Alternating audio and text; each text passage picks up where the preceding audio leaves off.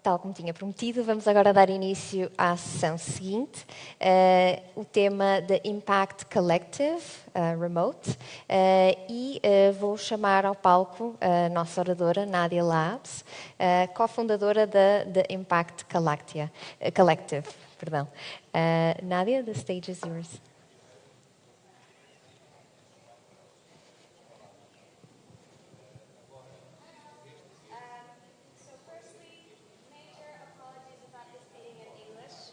Can you just wait a second?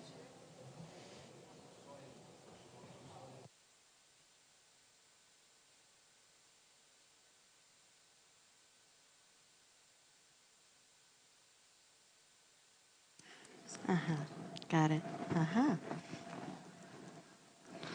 Okay, take two.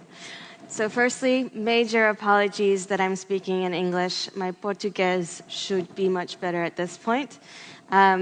But if there's any questions, please stop me. And if you have any questions at the end, I'm around, of course. So I'm Nadia Labs. I am one of the co-founders of the Impact Collective. And at the Impact Collective, we are all about growing your impact, so socially or environmentally. And I actually want to start off with taking you on a trip around the world to some amazing, really cool, sustainable, and socially impactful destinations.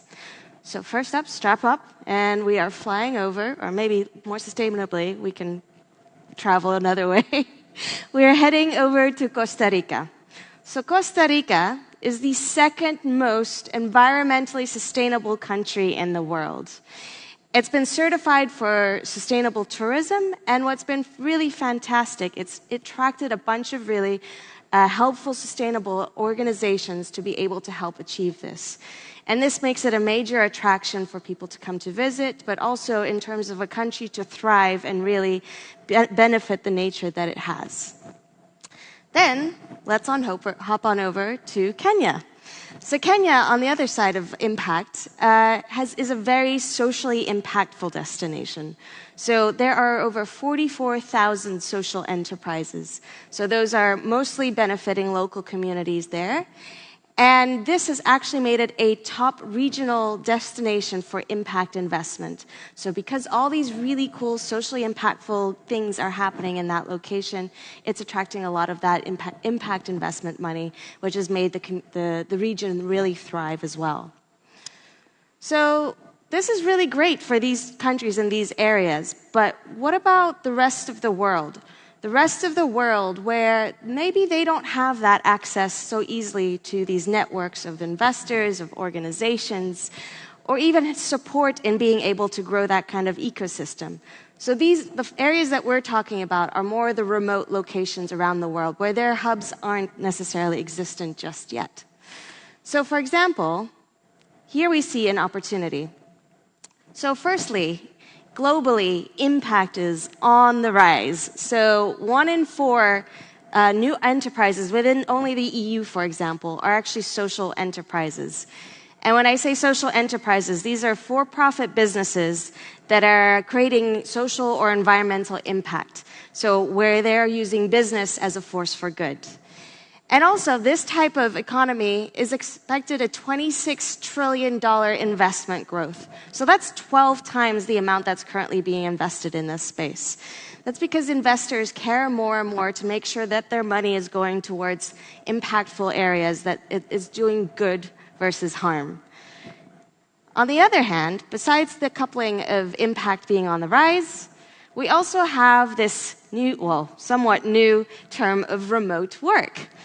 And remote work is now that more and more people are being able to work from different parts of the world remotely, literally in areas that weren't necessarily attracting people before. And 16% of companies at this point are actually fully remote globally, and 62% of workers claim to work remotely at least occasionally. This creates a great opportunity to be able to leverage these companies and people that are able to bring their services and their skills to more remote locations.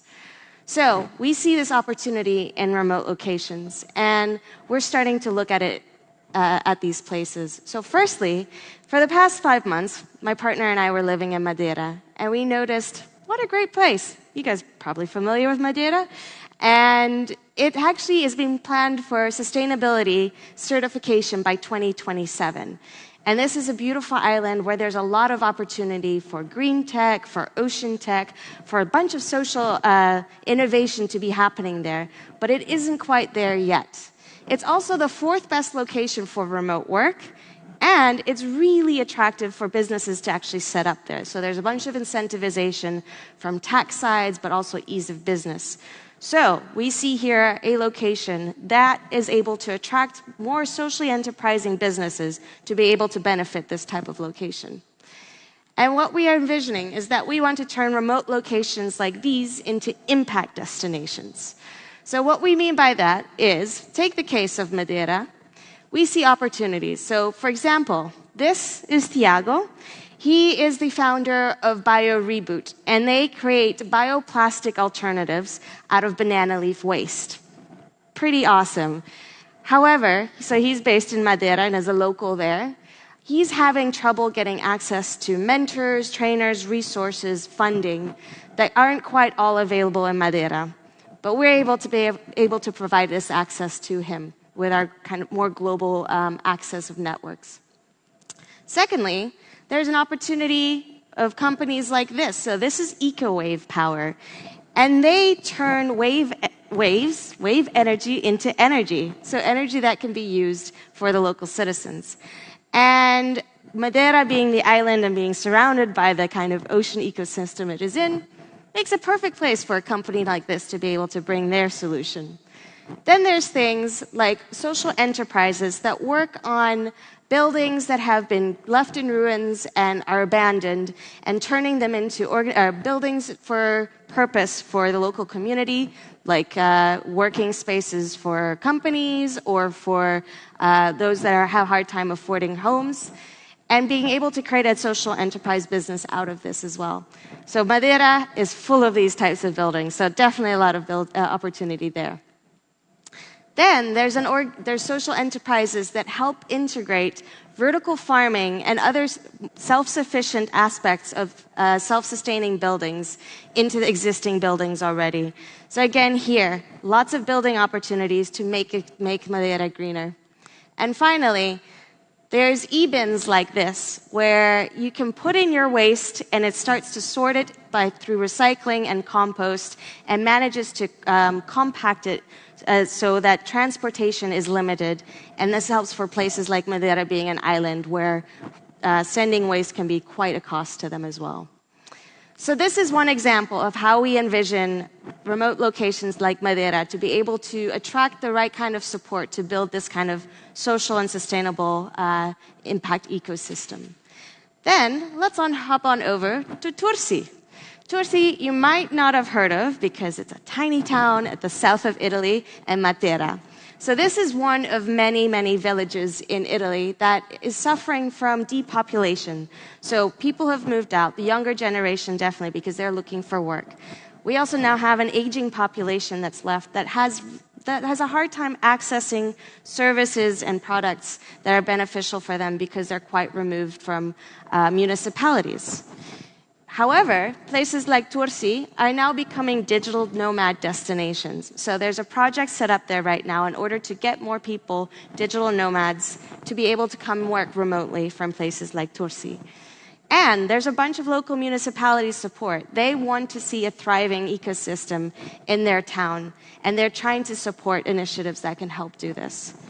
So actually with Tursi, we are now running creating positive change there by running an Impact Fest there for the next 2 weeks.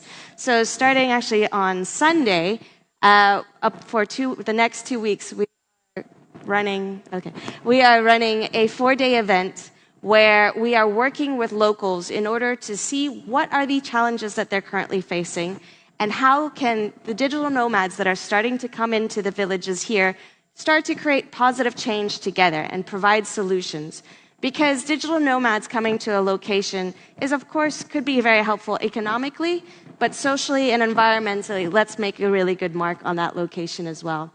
So we're using design thinking workshops for the next 2 weeks to work together with these locals, identify their problems, and start ideating some solutions that we can take on forward after this.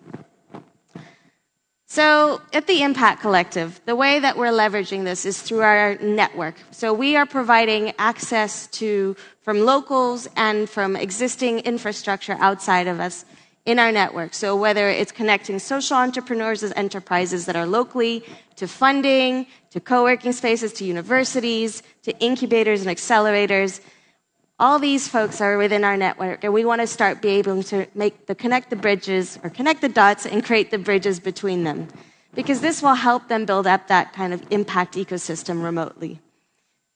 And why us? So we are a community of experienced professionals, and we are all really passionate about working towards positive social impact. So in the past 7 years, we work with local organizations, both from startups to corporates to governments, on how to integrate more positive social and environmental impact into their business models. And so we've been doing this mostly in the UK, and now have seen this opportunity to do this remotely as well. So our traction is that we've actually supported over 100 social entrepreneurs and social enterprises so far. So helping them with their businesses, helping them succeed and be able to get to market. We've worked mostly in the UK, Egypt, and Bangladesh. And we have a network of over 1,000 impact organizations within to be able to support these types of individuals and enterprises. So that's been the Impact Collective so far. But now what we're looking to do is create the remote aspect and focus on locations like Madeira and Torsi and other destinations around the world that don't necessarily have this access just yet. So in terms of the landscape, what's already out there and what's happening? So there's a lot of really, really great organizations like these here that are out there in the world. We have some more focused on volunteering, like Nomads Giving Back, like Local Backstreet, and Remotefulness Smart Teams. So what they're doing here is creating the link between visitors and locations to create a positive impact in that location. This is mostly focused, though, on tourists, or at least short-term stays, or in some cases, nomads as well. However, this is also focused on kind of a one-time event, or in some cases, a couple of weeks, but it's how you can give back while you're there. We're looking at a little bit more long-term impact. How can we create solutions that even when we leave as an organization or Nomad or the people that are there, how can the locals keep continuing to have that solution that can be beneficial for them? Additionally, Impact Hub is an amazing organization, and they provide access to those networks of impact people that can help support. However, they're more focused on metropolitan areas, so areas that are already built up, so Impact Hub Lisbon, for example. And there, it's a bit easier to already have that established ecosystem. So we're almost like the pre-Impact Hub on building up that impact ecosystem so that folks like Impact Hub can eventually swoop in as well. So in terms of our market, we are looking at the impact companies that we can draw on to bring to these types of locations. Excitingly, so the British Council just released a report that there are over 11 million social enterprises globally. So these are, again, businesses that are looking to follow some kind of SDG and create good for the world. And so these are the kinds of companies that can create good already within their business model. And we'd like to target these to start bringing them to more remote locations. And then on the flip side of things, in terms of the remote locations, we've identified 208 locations globally that have a working infrastructure, are digitally well connected, and have willing communities to work with in order to create this kind of impact remotely. So, a little smushed. This is our Impact Collective remote team. So Sandra, Serena, Michel, and I actually met in Madeira about 3-4 months ago. And we saw this opportunity. We all come from impact backgrounds. And we're saying, Madeira is such a great place, but why isn't there more happening in the social enterprise scene? And what is it that we can do? And we found that with our networks and the skills that we have, we can start making these bridges happen. So we want to create remote impact together. If any of this was inspiring or interesting, or you want to get involved somehow, please let me know. Feel free to get in touch. QR code for our website. But yeah, we're really excited to start doing this around the world more globally in all these remote locations. And hopefully one day the whole world will be an impact destination. Thank you. Any questions?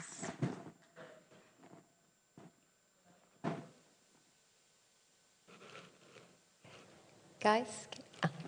Nadia, thank you so much for your wonderful presentation. It's great to know what's happening in terms of remote locations. So we do have a question, and I actually wanted to ask you one question from my side. So you mentioned 2 locations, Madeira and Tursi. I saw also on your presentation how you select the locations. Is there any location next after Madeira and Tursi that you have planned? Yeah, good question. So we are starting with these 2 locations kind of as our pilots. So Madeira on the side of how can we bring these social enterprises to that location, and have started identifying also the local stakeholders to be able to support that. And Tursi is more the pilot for how do we create interactions between locals and nomads to create long-term solutions. So after, I'd say, the next month or so, we definitely want to start scoping out where it makes sense to do some of these projects next. There's been some mention of Azores, for example, in October. But yeah, I think it's about seeing where the need comes from, because obviously, at the end of the day, it needs to be something that the locals and the local communities want. So I've had a few interests already from municipalities that are saying, oh, this is interesting, and yes, I want to bring this to my location. So it's about determining where that makes sense and then seeing what we can do in that area as well. But none yet identified concretely. All right, thank you. And now for the question from the audience. We got an online question saying, what does Valongo need to be an impact destination? Ooh, that is a good question, and I didn't do my homework, so I don't know. So I'm open transparency. I showed up in Valongo about half an hour ago, so there's very little I know about Valongo. However, what I do know of it so far is that it seems to be quite a great space for attracting like-minded people around sustainability and impact, which is actually the first kind of need in order to build this kind of impact ecosystem. So I would almost kind of throw it back to whoever asked me. Please get in touch. I'd love to find out what is it that you think Valongo needs, because we can see whether we can start making those, bringing those connections in to support that.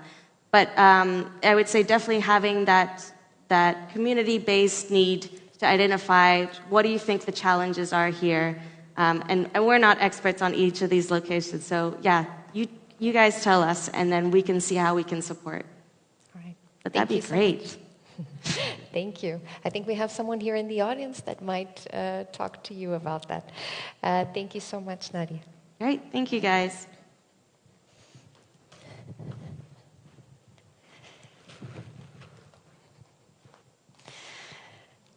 All right, so we heard about...